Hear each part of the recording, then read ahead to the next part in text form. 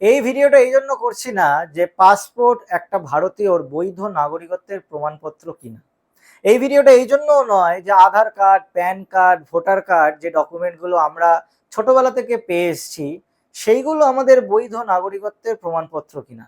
এই ভিডিওটা এই কারণেও করছি না যে বার্থ সার্টিফিকেট যেটা আপনি ভারতের মাটিতে জন্মেছেন বলে পেয়েছেন সেটা আপনার বৈধ নাগরিকত্বের প্রমাণপত্র কিনা। এই ভিডিওটা করা হচ্ছে যে এই মুহূর্তে ভারতবর্ষে কোটি কোটি টাকার প্রশ্ন, তাহলে বৈধ নাগরিকত্বের প্রমাণপত্র কোনটা এটা বোঝার জন্য। সরকারের মতে পাসপোর্ট হলো ট্রাভেল ডকুমেন্ট, মানে একটা দেশ থেকে আরেকটা দেশ যাওয়ার জন্য একটা ট্রাভেল ডকুমেন্ট মাত্র। কিন্তু মজার ব্যাপার হচ্ছে পাসপোর্ট আইন, যে আইন আমাকে পাসপোর্টটা দেয়, সে আইনে লেখা আছে একমাত্র একজন ভারতীয় নাগরিকই পাসপোর্ট পেতে পারে। আপনারা দেখেছেন পাসপোর্টের ওপর অশোক স্তম্ভ থাকে এবং রিপাবলিক অফ ইন্ডিয়া লেখা থাকে। তো অবশ্যই একজন অভারতীয় কখনো ভারতের পাসপোর্ট পেতে পারে না। পৃথিবীর সব দেশেই এক নিয়ম, যে দেশের নাগরিক সে দেশেরই পাসপোর্ট। কিন্তু আমাদের দেশে পাসপোর্ট নাগরিকত্বের প্রমাণপত্র নয়। আধার কার্ড যেটা বাধ্য করা হয়েছে আমাদের সকলকে নেওয়ার জন্য, বিগত 10 বছর ধরে আমরা প্রায় সবাই নিয়েছি, সে আধার কার্ডটাও আমাদেরকে বলে দেওয়া হয়েছে এটা নাগরিকত্বের প্রমাণপত্র নয়, সরকারি কিছু বিশেষ পরিষেবা পাওয়ার জন্য।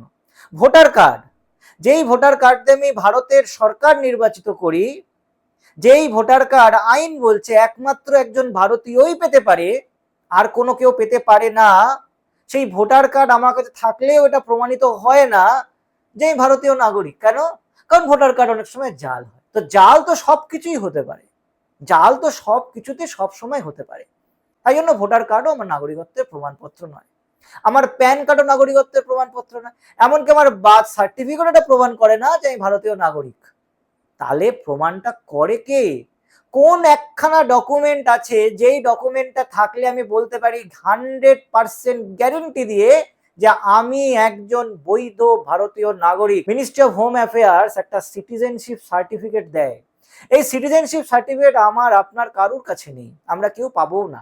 এই সিটিজেনশিপ সার্টিফিকেটটা একমাত্র দেয় তাদের জন্য যারা ন্যাচারালাইজেশন, মানে 12 বছরের বেশি সময় ভারতে থাকার জন্য তারা নাগরিকত্ব পেয়েছে। যেরকম আদনান সামি পাকিস্তানের নাগরিক, সে ভারতীয় নাগরিকত্ব পেয়েছে, তখন তাকে একটা সিটিজেনশিপ সার্টিফিকেট দেওয়া হয়।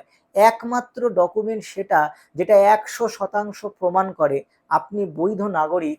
এবং সেই একটা ডকুমেন্ট 140 কোটি ভারতীয়র প্রায় কারোর কাছেই নেই, কারণ এটা একমাত্র তারা পায় যারা বাইরে থেকে এখানে এসে নাগরিকত্ব নিয়েছে।